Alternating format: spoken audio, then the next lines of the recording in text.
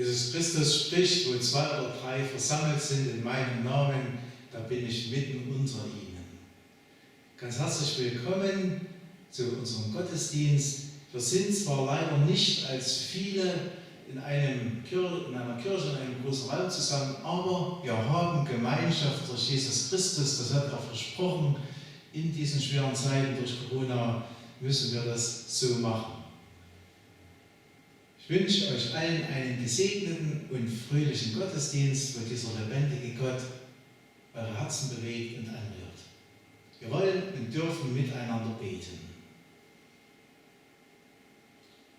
Herr allmächtiger Gott, wir danken dir, dass du jetzt da bist und dass du diesen Gottesdienst segnest. Rede du zu unseren Herzen. Bewege uns und rühre uns an. Danke für deine Treue und für deine Zusagen. Amen. Lassen Sie sich einladen, gemeinsam zu singen das Lied Komm, jetzt ist die Zeit, wir beten an.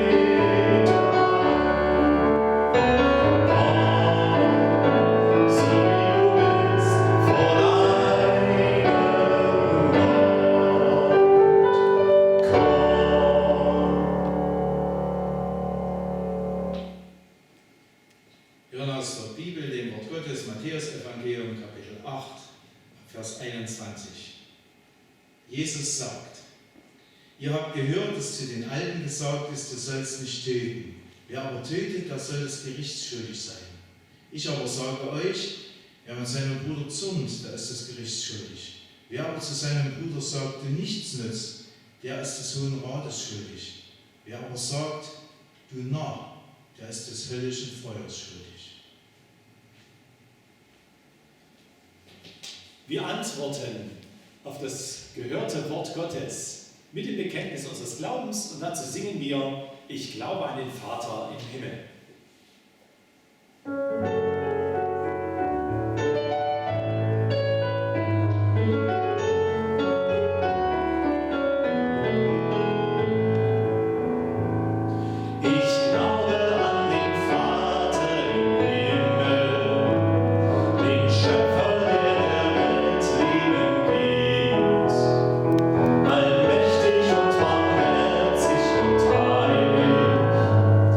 Yes,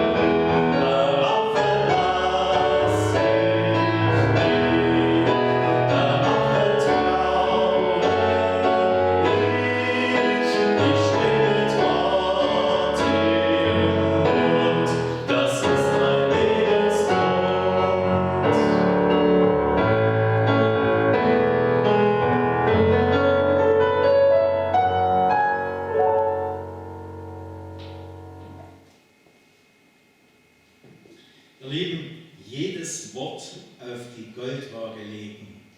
Da ist jemand in der Kneipe, zu DDR-Zeiten, trinkt sein Bier und dann macht er dummerweise einen Witz.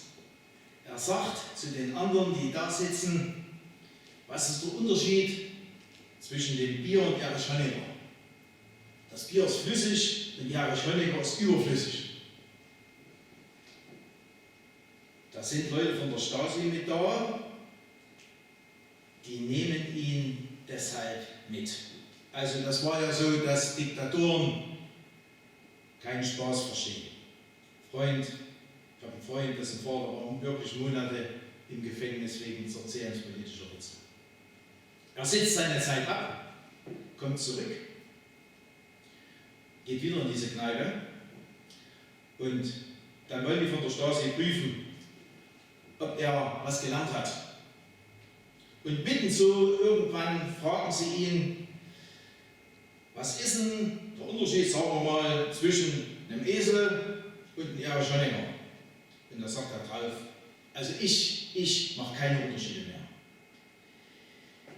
Wir leben jedes Wort auf die Goldwaage legen. Wir müssen uns schon überlegen, was wir sagen. Und eine Goldwaage ist ganz genau, weil Gold so wertvoll ist. Und deshalb meint diese Redewendung, weil unsere Worte so wertvoll sind und weil sie so wichtig sind, sollen wir genau bedenken, sollen wir verantwortlich damit umgehen.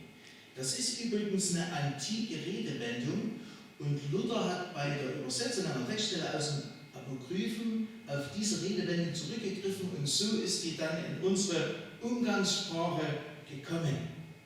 Also gemeint ist ein sorgsamer Umgang mit unseren Worten.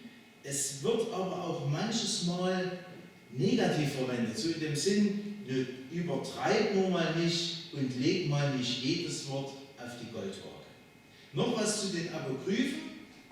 Luther hat gesagt, die sind gut und nützlich zu lesen, aber nicht der Bibel gleichzusetzen. Also Maßstab ist die Bibel.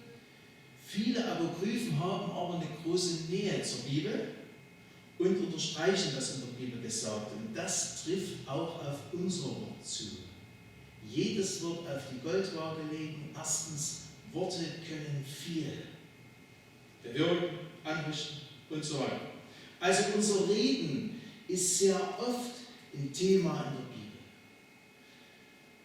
Was da in der Bibel dazu steht, zum Beispiel das mit dem Narr und dem Nichtsnutz, das ist schon ganz schön schockierend. Und wie schnell gehen uns solche Worte über die Lippen?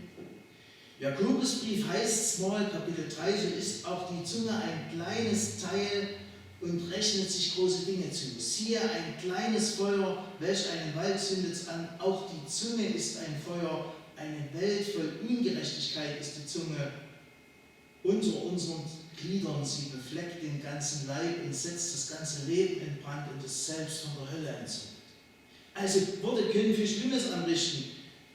Denkt nur noch an Rufmord oder hinter dem Rücken reden. Und ich denke, ihr alle habt das auch schon erlebt, wie schlimm Worte sein können und was die anrichten können. Ich habe hier Dr. Christa Maria Steinberg, sie ist Ärztin für Kinder- und Jugendpsychiatrie und Psychotherapie. Sie hat viele Jahre eine große Kinder- und Jugendpsychiatrie geleitet, ist jetzt im Ruhestand im Evangelisationsteam als Seelsorgerin. Und ich frage Sie jetzt mal, was können Worte Negatives anrichten? Ich beschreibe ein paar Situationen aus der Kindheit. Kinder erfassen die Bedeutung unserer Worte schnell. Sie merken die Lautstärke, den Ton, unsere Mimik und Gestik und ihre Seele spürt, ob diese Worte ihnen gut tun oder nicht. Wenn ein Kind Worte hört wie, das ist zu schwer für dich, das schaffst du nicht, das ist zu gefährlich, lass es lieber, prägen sie sich ein. Das Kind wird ein sorgenvoller, mutloser Mensch werden. Oder es hört immer wieder Worte wie, nimm dir ein Beispiel an deiner großen Schwester. Warum bist du nicht so ordentlich, so fleißig, so gut in der Schule, so pünktlich? Tiefe Wunden werden geschlagen durch solche Worte. Der Mensch hat kein Selbstvertrauen, hält nichts von sich. Er gibt sich vergeblich Mühe, so geliebt zu werden wie die angeblich bessere Schwester. Dazu spalten diese Worte die Geschwister. Die werden nie ein herzliches Verhältnis zueinander bekommen. Manche Kinder hören nur Scheltworte. Du taugst ja gar nichts. Hast du schon wieder deine Hände nicht gewaschen? Deine Jacke in der Schule hängen lassen? Wie dumm bist du eigentlich? Kannst du nicht einmal aufpassen? Aus dir wird nichts. Das sind alles auch normale Worte und jeder von uns sagt sie. Wenn ein Mensch aber nur aggressive und abwertende Worte zu hören bekommt, dann zieht sich seine Seele zusammen. Sie duckt sich sozusagen, versucht zu vergessen. Das sind die Menschen, die wenig Erinnerungen an ihre Kindheit haben. Die Kindheit war geprägt von harten, unfreundlichen Worten. Der Mensch lernt, ich bin eben schlecht. Ich habe nichts Besseres verdient. Wir haben das gerade gehört, Worte können also ganz viel anrichten. Und deshalb frage ich dich und mich auch, wie ist das mit dir und deinem Reden und meinem Reden? Wie ist das mit unseren Worten? Also wenn es eine Audioaufnahme gäbe von unserem Leben, was wäre da alles drauf? Wie viel Schimpfen und vielleicht wie wenig Dank? Wie viele nichtsnützige oder schädliche Worte? Matthäus 12 heißt es mal, da sagt Jesus, ich sage euch aber, dass die Menschen Rechenschaft geben müssen am Tag des Gerichts von jedem nichtsnützigen Wort, das sie reden. Nichtsnützig bedeutet sinnlos. Dasselbe Wort wird zum Beispiel verwendet von den Arbeitern im Weinberg, die sinnlos dastanden, weil sie niemand mitgenommen hat. Oder Glaube ohne Werke ist sinnlos. Wozu rede ich? Um mich groß zu machen oder um Gott groß zu machen? Mein Reden zeigt und offenbart, wer ich bin, ob ich ein guter Baum bin, der gute Früchte bringt oder nicht. Und wenn ich so dankbar, dass es bei Gott Vergebung gibt, dass ich sagen kann, Herr, bitte vergib mir meine falschen Worte. Und dass ich mich vielleicht auch mal beim Menschen dann entschuldige. Und ich darf Gott um Änderung und Erneuerung bitten. Zweitens, Gottes Worte können viel mehr. Also menschliche Worte können viel anrichten, das war jetzt so der Schwerpunkt. Gottes Worte können viel mehr. Die Frage ist, was ist denn, wenn ich Opfer bin? Also wenn ich jemand bin, der so verletzt worden ist. Und ihr Lieben, da bin ich so froh, dass ich hier an dieser Stelle auch was sagen kann.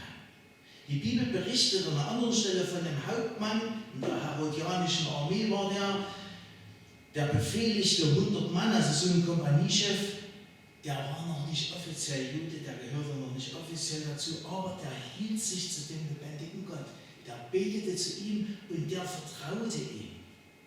Und dessen Knecht, also dessen Mitarbeiter oder Untergebener, hatte schreckliche Schmerzen. Schmerzen, die ihn quälten. Die Bibel verwendet da ganz krasse Ausdrücke. Und dieser Hauptmann war ein guter Chef, dem war das nicht egal. Und deshalb geht er zu Jesus und bittet für diesen seinen Mitarbeiter. Und Jesus sagt, ich will kommen und ihn gesund machen. Und dann heißt es weiter in Matthäus Evangelium Kapitel 8, der Hauptmann antwortete und sprach, Herr, ich bin nicht wert, dass du unter mein Dach gehst, sondern sprich nur ein Wort, so wird mein Knecht gesund. Denn auch ich bin ein Mensch, der einer Obrigkeit untersteht und habe Soldaten unter mir. Und wenn ich zu einem sage, geh hin, so geht er. Und zu einem anderen, komm her, so kommt er. Und zu meinem Knecht, tu das, so tut er es. Als das Jesus hörte, wunderte er sich und sprach zu denen, die ihm nachfolgten, wahrlich, ich sage euch, solchen Glauben habe ich in Israel bei keinem gefunden. Herr, ich bin nicht wert, dass du unter mein Dach gehst, sondern sprich nur ein Wort, so wird mein Knecht gesund. Also das ist wirklich ein starker Glaube an Gott und an sein Wort. Außerdem wollte der Hauptmann Jesus nicht in Probleme bringen. Jesus war ja ein Jude und er hat gewusst, die Juden dürfen eigentlich in die Häuser von Heiden gehen. Und deshalb sagt er, sprich Und er nimmt seine Worte und seine kleine Macht sozusagen als Beispiel von Jesus und seine Worte und seine Macht. Und er macht damit auch deutlich, Jesus ist für ihn Gott. Und es wird deutlich durch diese Begebenheit in der Bibel, was das Wort Gottes für eine unglaubliche Kraft hat. Dieses Wort, das ist ewig, das ist wahrhaftig, das ist absolut verlässlich, auch gerade in Zeiten wie jetzt. Durch dieses Wort, da hat Gott diese Welt geschaffen. Bei Jesus leuchtet das auf, zum Beispiel bei der Sturmstille. Als Jesus sagt, schweig und verstumme, da war Ruhe. Oder als Jesus zu dem toten Lazarus sagt, Lazarus, komm mal raus. Da ist er auferstanden und kam aus dem Grab raus. Oder auch bei jeder Heilungsgeschichte. Psalm 33 heißt es, wenn er spricht, so geschieht's, wenn er gebietet, so steht's da. Und Jesus ist dieses menschgewordene Wort Gottes. Und dieses Wort Gottes, das haben wir in der Bibel erleben, was ist das für ein Geschenk? 2. Timotheus heißt es, die ganze Schrift ist von Gottes Geist gegeben und von ihm erfüllt. Ihr Nutzen ist entsprechend. Sie lernt uns, die Wahrheit zu erkennen, überführt uns von Sünde, bringt uns auf den richtigen Weg und erzieht uns zu einem Leben, wie es Gott gefällt. Die Bibel enthält nicht nur Gottes Wort, sondern sie ist das Wort Gottes. Das ist sehr wichtig. Wisst ihr, sonst muss ich als Mensch unterscheiden, was ist Wort Gottes und was ist nicht Wort Gottes. Und das geht gar nicht. Wir können gar nicht dankbar genug sein für die Bibel, für das Wort Gottes. Und wisst ihr, jetzt in dieser schweren Zeit, durch die Corona-Krise, wo es so viele Ängste und Nöte gibt, wo ich manchmal nur ahnen kann, wie schlimm das für viele ist, wo es in Italien und Frankreich so viele Selbstmorde gibt, was mir ganz weh tut.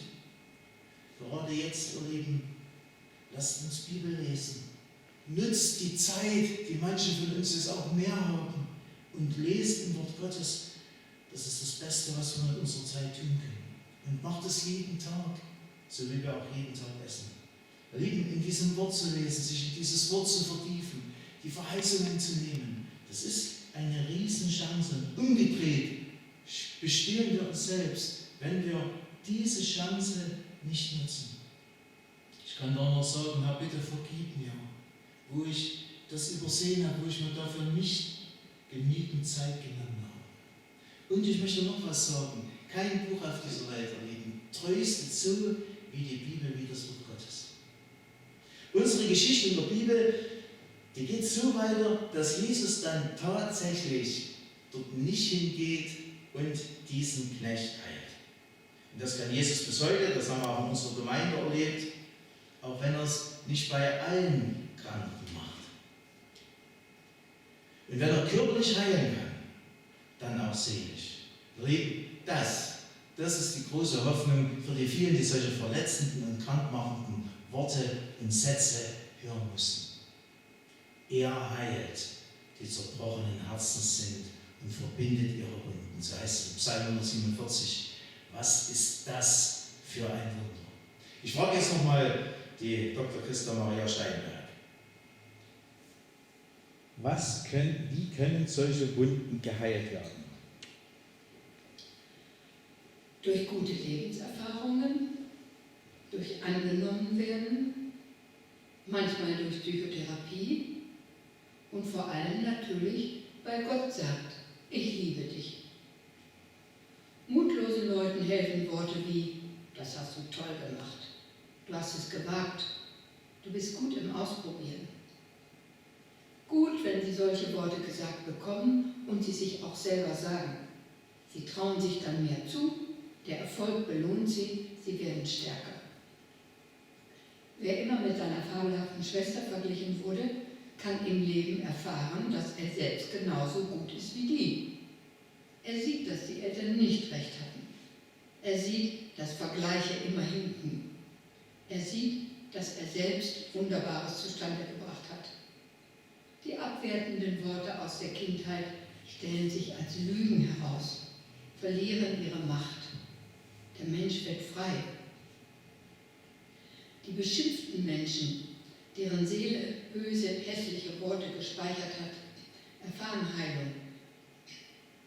Wenn sie sich von den Leuten distanzieren, die ihnen so wehgetan haben, und es oft auch noch heute tun, wenn sie von Menschen angenommen werden. Das kann geschehen durch Freunde, in der Ehe, in der Gemeinde, in der Therapie. Wenn wir Mitmenschen annehmen, auch wenn sie uns komisch vorkommen, ganz anders denken als wir, umständlich sind und Schwierigkeiten machen, helfen wir. Freundliche, anerkennende Worte tun dem anderen gut, heilen, machen ihn stark. Nach meiner Erfahrung hat Jesus die gründlichste Art und Weise und Möglichkeit zu heilen. Die Empfindlichkeit, die offenen Stellen an der Seele, die Ängste, nicht geliebt zu werden, kennt er alle. Das ganz umfassende Geborgensein gibt es bei ihm. Da können die Worte aus der Vergangenheit ihre Schärfe verlieren. Seine Worte der Liebe wirken durch und durch. So kann Heilung geschehen. Ich lese noch mal ein paar von diesen Bibelworten vor. Ich habe den 119. Psalm noch mal gelesen, kann ich allen auch empfehlen. Dort heißt im 28. Vers: Meine Seele verschmachtet vor Gram, richte mich auf durch dein Wort. Oder Psalm 119, Vers 154: Führe meine Sache und erlöse mich, erquicke mich durch dein Wort. Und manchmal ist es da sicher auch nötig, mit einem Seelsorger oder einer Seelsorgerin zu reden und zu beten, die dann auch mithelfen können. Aber wie wunderbar sind denn solche Bibelworte wie hier? Lest mal vor, Jeremia 31. Der Herr ist von ferne gekommen und sprach zu mir: Ich habe dich schon immer geliebt. Deshalb habe ich dir meine Zuneigung so lange bewahrt. Oder, wenn es in der Bibel heißt, Gott hat auch seinen eigenen Sohn nicht verschont, sondern hat ihn für uns alle, also auch für dich, dahingegeben. Wie sollte er uns denn dann mit ihm nicht alles schenken? Oder wie wunderbar ist das, 1. Johannes 2, Vers 2, Jesus Christus ist die Versöhnung für unsere Sünden, nicht nur für unsere, sondern für die der ganzen Welt. Das heißt, es ist alles weggeräumt zwischen Gott und dir. Du darfst zu ihm kommen, du kannst gerettet werden. Und das erinnert mich gleich an das nächste Wort: Es ist vollbracht. Das macht nochmal deutlich, Jesus hat alles für dich geklärt. Deine ganze Schuld für immer am Kreuz bezahlt. Er möchte dir das schenken, du kannst dir das schenken lassen und dann durch dieses Wort gewiss werden: Es ist vollbracht. Oder auch dieses Wort, wo Jesus verspricht: Wer zu mir kommt, den stoße ich nicht hinaus. Oder 1. Johannesbrief, Kapitel 1, wenn wir sagen, wir haben keine Sünde, dann lügen wir. Aber wenn wir unsere Sünde bekennen, ist er treu und gerecht, dass er sie uns vergibt und dass er uns reinigt von aller Ungerechtigkeit. Und dann heißt es auch, das Blut Jesu Christi, des Sohnes Gottes, was er am Kreuz gemacht hat, das macht rein von aller Sünde. Oder auch dieser Satz: Dir sind deine Sünden vergeben. Oder ich danke dir, dass ich so wunderbar gemacht bin. Mein Freund Wolfgang Butschke hat mir folgende Geschichte erzählt. Er hatte mal eine Konfirmandin, die war dann völlig weg, Drogen, richtig in die Sucht reingerutscht, war verzweifelt und wollte Selbstmord machen.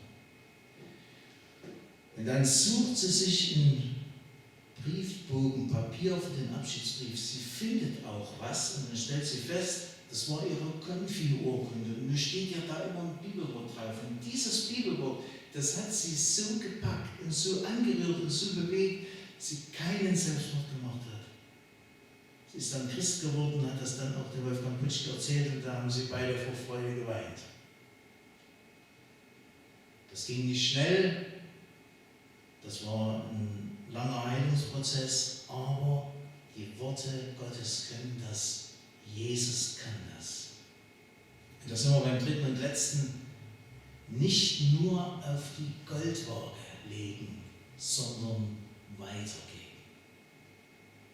Ich möchte nochmal über die Chancen reden, die unser Reden hat.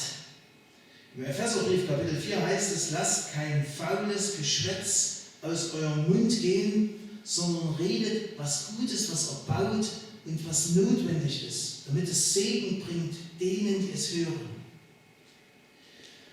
Ihr Lieben, und dann da steht da so ein Wort: Das bedeutet, genau übersetzt, faul, mudrig, hässlich, unnütz, faules Geschwätz. Wir hatten das vorhin, was wir in unserem Reden so Negatives bewirken können, jetzt nochmal die Chance.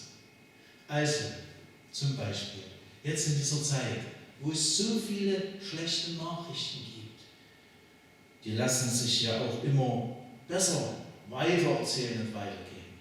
Wisst ihr, dass wir dann aber auch mal davon reden, dass wir an einen Gott glauben, der allmächtig ist und der größer ist und der stärker ist, auch jetzt. Und dass wir zum Beispiel auch mal sagen, wie dankbar wir Gott sind, wo er uns geholfen hat. Ihr Lieben, das sollten wir uns noch viel öfter erzählen. Ich erinnere mich an eine Frau aus unseren früheren Gemeinden, die ganz viel Leid in ihrer Familie durch hatte. Und die Gott aber getröstet hat und durchgetragen hat, die dadurch zum Glauben gekommen ist. Die hat nicht viel gesagt, wenn Leute mit ihr geredet haben und ihr Herz ausgeschüttet haben. Hat immer nur gesagt, du beten. Aber mehr war da auch nicht nötig. Und dass du zum Beispiel auch mal als Geburtstagskind vor den anderen mal sagst, ich danke dem lebendigen Gott, dass ich diesen Geburtstag feiere. Ihr Lieben, was ganz Besonderes, was wir mit unseren Worten machen dürfen, ist, dass wir andere segnen dürfen. Segnen heißt ja im Auftrag Gottes etwas Gutes sagen. Der Segen ist kein leerer Wunsch, sondern es ist ein Kraftwort Gottes. Da steckt die Kraft Gottes drin. Wir dürfen unsere Ehepartner segnen. Wir dürfen unsere Kinder segnen. Wir dürfen auch für die Politiker beten und sie segnen. Und wenn die Städte mal wieder voll sind mit Menschen und du dann durchgehst und dafür dankbar bist, dann darfst du im Stillen noch die Menschen segnen, die an dir vorbeigehen.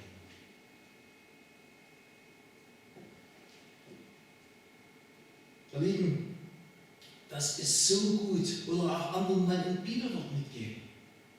Da brauchst du gar nicht viel zu reden. Es gibt so viel auch gut gemachte Karten. Ich erinnere noch mal an die Konfirmandin vorhin und das eine Bibelwort, den Konfirmationsspruch. Und das ist ja auch mit genannt worden, dass wir eine heilende Gemeinde sind. Eine Gemeinde, die Menschen annimmt, wo sich Menschen angenommen und getragen fühlen, wo wir barmherzig miteinander umgehen, wo wir aus der Vergebung leben. Ein Pfarrer hat mal gesagt, ich predige anderen, was ich selber brauche. Umkehr, Buße hat er gesagt, Vergebung der Sünden. Erleben, das ist bei mir genauso. Aber wir dürfen aus der Vergebung leben. Erstens, Worte können viel bewirken, sie können auch viel anrichten. Zweitens, Gottes Worte können viel mehr. Wir können gar nicht dankbar genug sein, dass wir das Wort Gottes haben. Und drittens, nicht nur auf die Goldwaage legen, sondern weitergeben. Du darfst mit deinem Reden ein Segen, eine Hilfe sein für andere.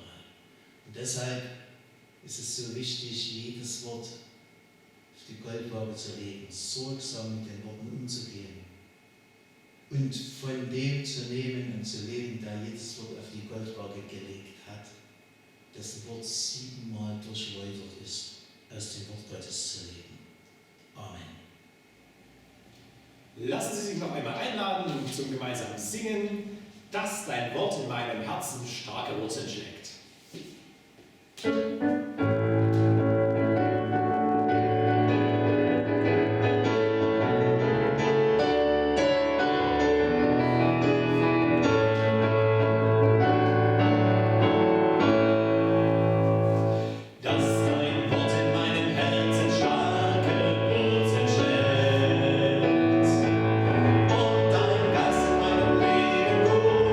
Früchte trägt.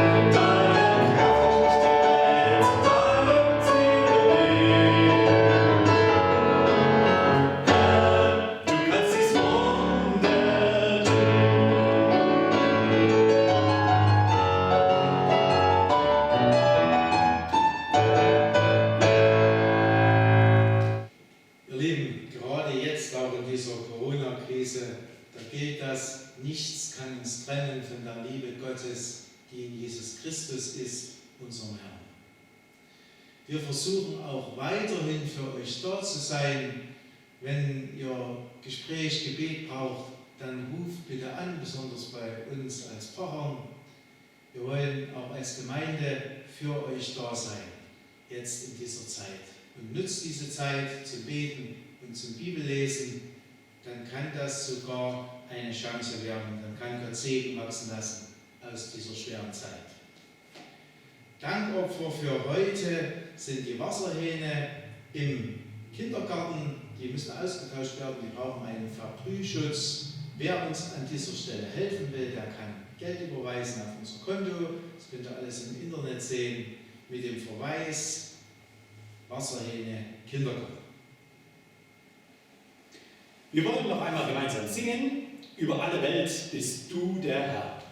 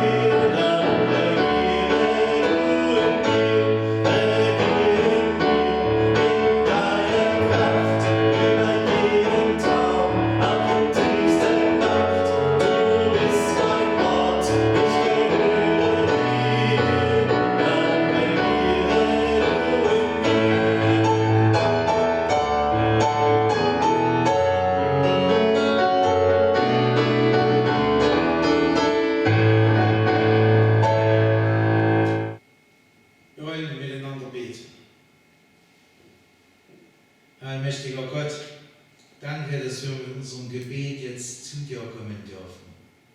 Danke, dass du hörst, dass du da bist. Danke für deine Zusage. Aber komm zu dir in dieser schweren Zeit, wo es so viele Veränderungen gibt. Herr, erbarme du dich über uns. Wir kommen auch zu dir mit unserer Schuld, Herr. Und gerade beim Thema Reden wird uns da vieles klar. Herr, ich bitte dich, vergib mir, vergib uns, wo wir versagt haben, sinnlose Worte geredet, dich nicht groß gemacht, nicht von dir geredet, Menschen beschädigt und belastet mit unseren Reden. Herr, sei du uns gnädig, vergib uns das und bitte ändere uns. Lass uns ein Segen sein, auch mit unseren Reden. Herr, mach du uns so, dass wir ein guter Baum sind, der gute Früchte trägt, zu deiner Ehre und zum Wohl und zum Segen für unsere Mitmenschen. Lass du uns bitte ein Segen sein. Herr, bring dir die so beschädigt worden sind durch Reden, auch unter uns. Herr, bitte heile du das. Wir bringen dir die ganze Not, in der wir jetzt stehen und die Menschen, die da auch besonders leiden. Wir bitten dich für die Betroffenen und Infizierten, dass du sie segnest. Du kannst heilen. Aber wir bitten dich für die Mitarbeiter im Gesundheitswesen, die Ärzte und Schwestern und Pfleger, dass du sie segnest. Wir bitten dich für unsere Politiker, dass du auch ihnen Kraft gibst und weise Entscheidungen. Und wir bitten dich, dass wir miteinander in einer guten Weise umgehen und solidarisch sind, für den anderen mitdenken und mithelfen. Ja, in der Stille wollen wir dir auch Menschen bringen, die wir ganz besonders denken.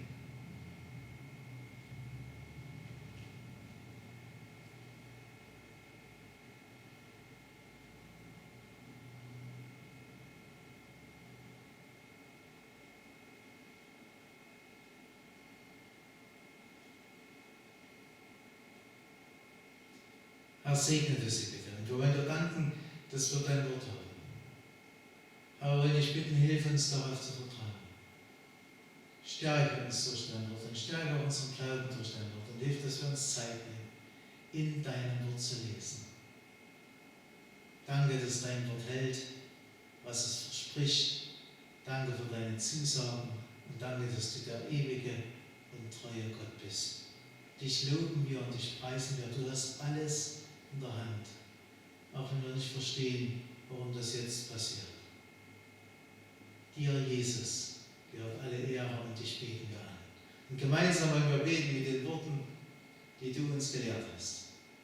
Vater unser im Himmel, geheiligt werde dein Name, dein Reich komme, dein Wille geschehe, wie im Himmel, so auf Erden. Unser tägliches Brot gib uns heute und vergib uns unsere Schuld, wie auch wir vergeben unseren Schuldigern. Und führe uns nicht in Versuchung, sondern erlöse uns von dem Bösen. Denn dein ist das Reich und die Kraft und die Herrlichkeit in Ewigkeit. Amen.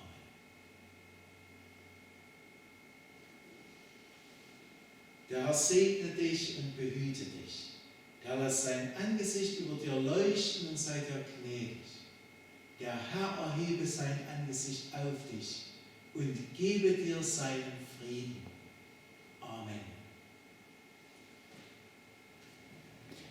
Wir dürfen uns den Segen Gottes zusingen, der uns miteinander verbindet, gerade in Zeiten, wo wir nicht räumlich und örtlich zusammen sein können. Gottes Segen verbindet uns.